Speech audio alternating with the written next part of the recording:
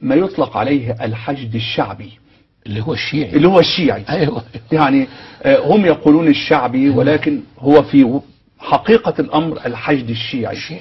نعم. هذا الذي يعدونه حشدا مباركا. نعم. الذي يمر تحت المصاحف. نعم. نعم. وبمباركة الآيات. نعم. ليقطع الرقاب ويسيل الدم ويقتل أهل السنة على الهوية. منذ ساعات. نعم. أنا بانتظار حلقتنا هذه، أنا في غرفتي في الفندق فتحت على الجزيرة. نعم. وعلى بعض القنوات العراقية ومنذ ساعات وصل هذا الحشد الشيعي إلى بعض القرى السنية وأحرق المنازل.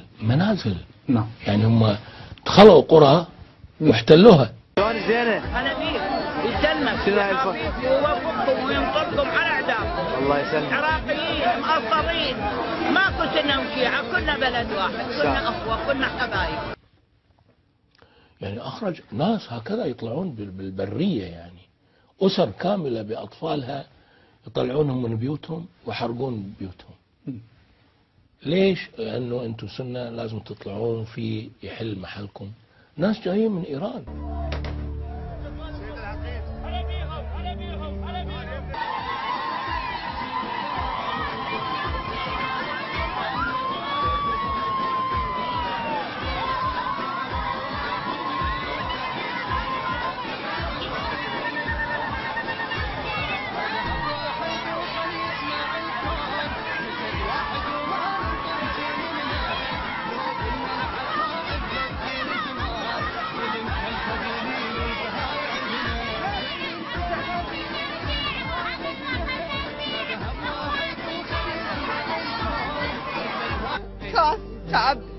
كافي تعبنا من الطائفية بين السنة والشيعة، واحنا اخوة الحمد لله والشكر. ان شاء الله ما بيناس احنا طرف. ارجع واقول اني من الرمادي وخلي يسمع الكل، وعلى عناد داعش وغصبا ما عنا اللي يرضى واللي يرضى.